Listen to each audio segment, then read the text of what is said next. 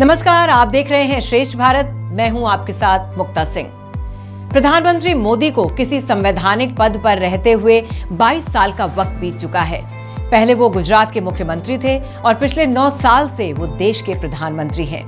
साल 2014 में प्रधानमंत्री बनने के बाद पीएम मोदी ने बीजेपी को एक चुनाव जीतने वाली पार्टी की तरह से स्थापित किया है। हिंदुत्व का नारा देकर उन्होंने लोगों के बीच में एक हिंदू नेता की छवि बनाई है, जिस पर लोग भरोसा करते हैं और बार बार उन्हें ही चुनना पसंद करते हैं। भारत माता की, भारत माता की,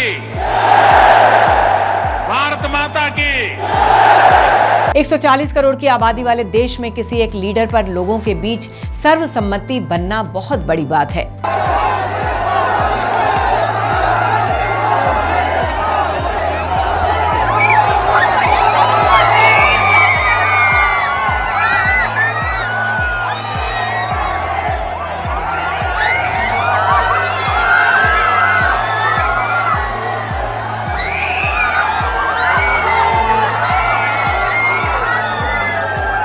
उनके 73वें जन्मदिन के मौके पर हम आपको प्रधानमंत्री के कुछ ऐसे रिकॉर्ड्स के बारे में बताएंगे जो विश्व और भारत में उन्होंने ध्वस्त कर डाले हैं।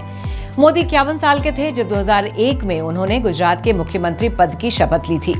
जमीनी स्तर पर राजनीति करते हुए आखिरकार साल 2001 में मोदी को वो मिला जिसके वो हकदार थे और इसके बाद उन्होंने कभी पीछे मुड़कर नहीं देखा। मोदी 12 साल तक यानी कुल 4607 दिन गुजरात के मुख्यमंत्री रहे। साल 2014 में वो भारत के प्रधानमंत्री रहे और उनके जन्मदिन 17 सितंबर 2023 तक उन्हें पीएम बने 3401 दिन पूरे हो जाएंगे।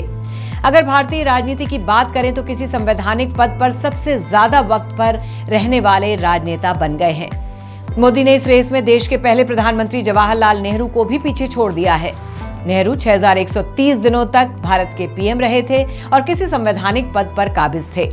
मोदी की बात करें तो गुजरात के मुख्यमंत्री और देश के प्रधानमंत्री का कार्यकाल मिला लिया जाए तो ये 8263 दिन होते हैं, जो नेहरू के कार्यकाल से बहुत ज्यादा है। हालांकि पीएम की कुर्सी की बात करें तो अभी मोदी, नेहरू, इंदिरा और मनमोहन सिंह से इस रेस में पीछे हैं, लेकिन अगर वो साल 2024 में फिर से पीएम बनते हैं तो वो मनमोहन सिंह को इस रेस में पछाड़ देंगे। हालांकि नेहरू को इस रेस में पछाड़ने के लिए उन्हें साल 2031 तक प्रधानमंत्री बना रहना पड़ेगा।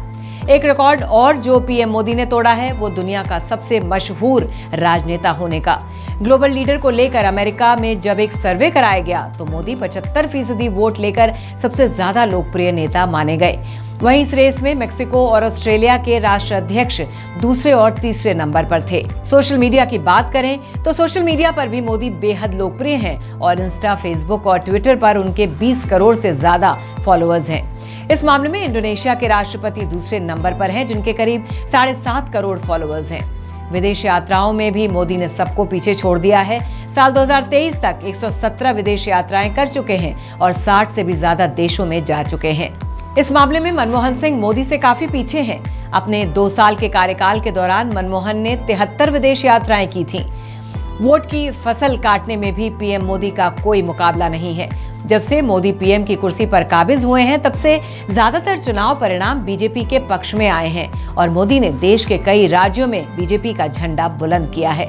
मोदी की लोकप्रियता का अंदाजा इस बात से लगा लीजिए कि 1984 के बाद साल 2014 में बीजेपी ऐसी पार्टी बनी जो अपने बल पर बहुमत लेकर सरकार बनाने में कामयाब हुई।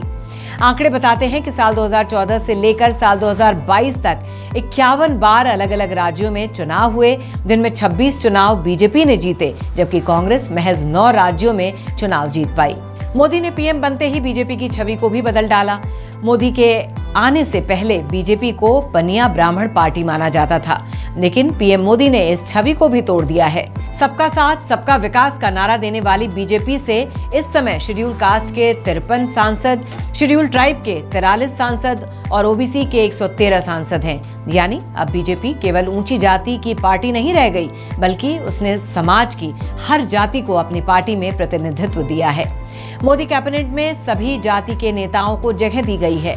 विदेशों से भी मोदी ने अपने कार्यकाल में खूब संबंध बढ़ाए हैं। साल 2015 में मोदी ने पहली बार अमेरिका के किसी राष्ट्रपति को गणतंत्र दिवस की परेड में मुख्य अतिथि बनाया।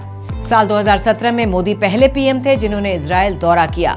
अमेरिकी कांग्रेस को 2 बार संबोधित करने वाले वो भारत के पहले पीएम हैं और विश्व के चंद राजनेताओं में से एक हैं। हाल में ही G20 का आयोजन कराकर मोदी ने एक बार फिर भारत का डंका पूरी दुनिया में बजा दिया है। श्रेष्ठ भारत की ओर से भी प्रधानमंत्री मोदी को उनके 73वें जन्मदिन की बहुत शुभकामनाएं। तो फिलहाल की इस खबर में बस इतना ही। बाकी खबरों के लिए देखते रहिए श्रेष्ठ भारत। श्रेष्ठ भारत पर खबरों से जुड़े रहने के लिए चैनल को सब्सक्राइब करें, बेल आइकन दबाएं और देखते रहें श्रेष्ठ भारत।